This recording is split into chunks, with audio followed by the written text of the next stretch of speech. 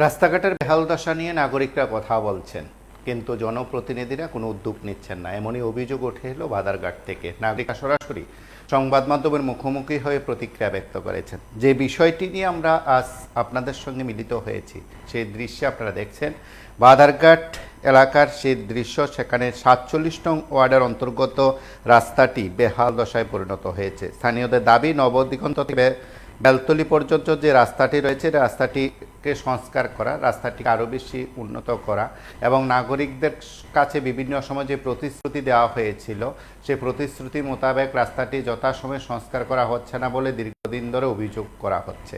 এবং নাগরিকদের আরও অভিযোগ যে রাস্তাটি এতটাই খারাপ অবস্থায় রয়েছে যে যেখানে স্থানীয় জনপ্রতিনিধি যারা আছেন, নেতৃত্ব যারা আছেন, তাদের কোনো হেলদোল নেই বলে তারা অভিযোগ করেছেন। তাদের আরও দাবি যে বিধায়ক মীনা রানী সরকারও তো সেই রাস্তা সংস্কারের প্রতিশ্রুতি নাকি বিগত দিনে দিয়েছেন, কিন্তু তিনিও এই রাস্তা সংস্কারের জন্য, রাস্তাটিকে আরও বেশি সুন্দর করে তোলার জন্য যে উদ্যোগ নেওয়া দরকার, দপ্তরের তরফে যে তৎপরতা দরকার, সেটা নাকি নেওয়া হয়নি। এবং বিধায়ক মীনা রানী সরকারের বিরুদ্ধেও অভিযোগ তুলেছেন নাগরিকরা। রাস্তাটি সংস্কার করা দাবি দীর্ঘদিনের, এবং আরও দাবি যে রাস্তাটিকে সংস্কার করে এলাকার মানুষের চলাচলের জন্য উপযুক্ত করে দেওয়া হোক, যানবাহন চালক থেকে শুরু করে যারা শিক্ষার্থী আছেন তাদের, এবং অবশ্যই বলা যায় পথ চলতি সাধারণ মানুষের প্রায় প্রতিদিন সেখানে ভোগান্তির শিকার হতে হচ্ছে বলে তারা অভিযোগ করেন। আমরা একবার শুনি তারা কি বলছে। ঠিক করা দরকার। আচ্ছা, যা আসা যাওয়া তো খুবই কষ্ট, দেখেন না রাস্তা ড্রেন নাই, তারপরে জল যায় কি জানি কয়, এই আসা যাওয়ার কষ্ট, এরপরে ড্রেন করার দরকার, রাস্তাটা ঠিক করার দরকার। সবাই তো অসুবিধা, বাচ্চারা স্কুল লিয়ে যাওয়ার সময় লিয়ে যেতে না, গাড়ি আইয়া ওইখানে দাঁড়িয়ে থাকে, আপনার মানে ভিতরে ঢুকতে পারে না, বাচ্চারা কষ্ট, কিছু করারই দরকার। রাস্তাটা অনেকদিন ধরে এই অবস্থা পরিস্থিতি, রাস্তাটা ঠিক হয় না। কোন জায়গা এলাকা? দুইশো চারপাড়া। চারপাড়া।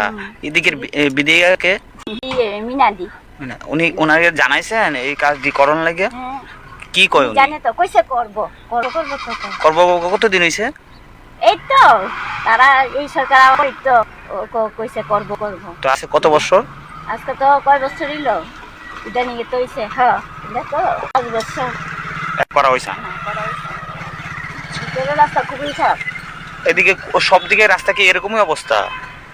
এই রাস্তা, এই এলাকা সব রাস্তায় এই অবস্থা। আচ্ছা, সব এলাকা দেখেন না, সামনে থেকে পিছনে ওই অবস্থা, বাংলাছড়া যেই না, এটা ভিতরে ওই ধান না, যেই না রাস্তা ওই ধান না, কি অবস্থা।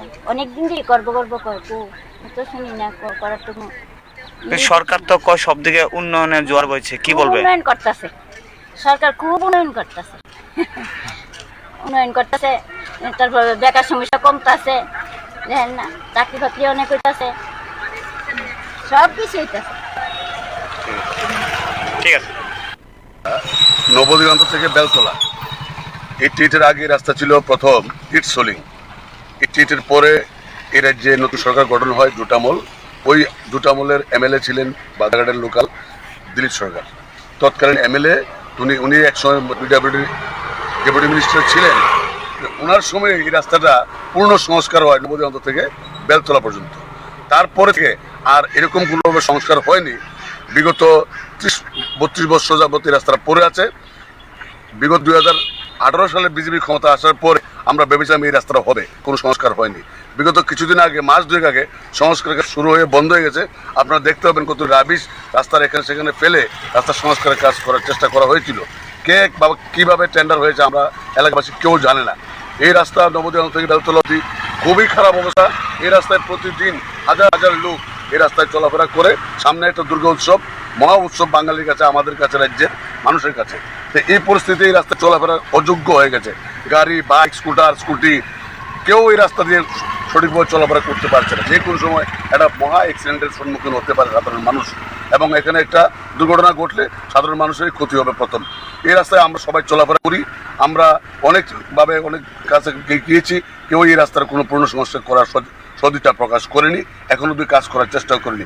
আপনারা ভালো করে জানবেন, আপনারা যেখানে দাঁড়িয়ে আছেন এই রাস্তার একটু সামনেই আমাদের বর্তমান বিধায়িকার বাড়ি। উনি এই রাস্তা চলাফেরা করে, জানি না ওনার নজরে এই রাস্তার বেহাল দশা পড়ে কিনা। আমি রাজ্যের মুখ্যমন্ত্রী তথা পিডব্লিউডি মিনিস্টার, ওনার কাছে আপনাদের মাধ্যমে আবেদন করব, উনি ডিএম, এসডিএম এবং লোকাল বিডিও ওনাকে পাঠিয়ে তদন্তের মাধ্যমে এই রাস্তাটা দুর্গাপূজার আগে যেন পূর্ণাঙ্গ সংস্কার করে মানুষের চলাচলের ব্যবস্থা করে দেন এবং ডিএম সাহেব নিজে তদন্ত করে এই রাস্তার পূর্ণ উন্নতি করে মানুষকে চলাচলের ব্যবস্থা করে দেন এই আবেদন রাখবো।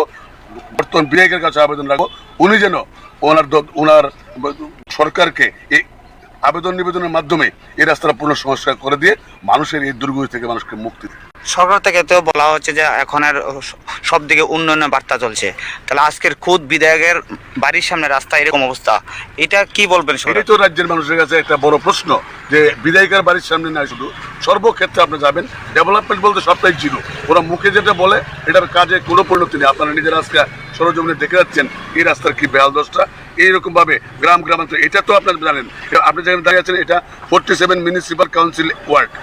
এটা একটা স্মার্ট সিটি যদি এই অবস্থা, আমরা স্মার্ট সিটির স্মৃতির এই স্মার্ট সিটি এর একটা অংশীদার আমরা 47 ওয়ার্ড। এটা এই স্মার্ট সিটির অংশীদার হয়েও আমরা সব ডেভেলপমেন্ট থেকে আমরা আজকে এই এলাকার সাধারণ নাগরিক, পথ চলা মানুষ এবং যারা এই রাস্তায় প্রতিদিন যা জার্নি করেন প্রত্যেকে আমরা ডিপ্রাইভ। তাই আবেদন রাখবো আপনারা অতি সত্বর এর উন্নতি করুন। রাস্তা ঠিক হলে ভালো। এটা কোন জায়গা এটা? সাইডপাড়া। আচ্ছা, মানে বিগত কতদিন ধরে এদিক দিয়ে যাতায়াত করেন? অনেক দিন ধরে। মানে কি অবস্থায় রাস্তাটা, কি অসুবিধা? এই তো ভাঙা রাস্তা। ভাঙা রাস্তা। এটা এমএলএ কে? এমএলএ নাম হলো মিনারানি সরকার। তো তাই কি এমনি জানাইছেন যে এরকম রাস্তা অবস্থা খুব খারাপ? আমি তো জানি, সব জানে তাই? রাস্তা তো দিকে আসা যাওয়া করে মানুষ তেনে কাছে কোনা জানে না। এটা কি তানের এলাকার বাড়ির সামনে রাস্তা এটা? হ্যাঁ। আচ্ছা।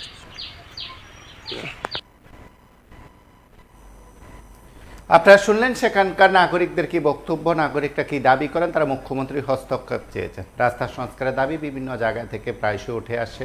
আমরা নাগরিকদের কথাগুলো শুনি, নাগরিকদের কথাগুলো তুলে ধরি। আপনারা সঙ্গে থাকুন, দেখতে থাকুন PB24।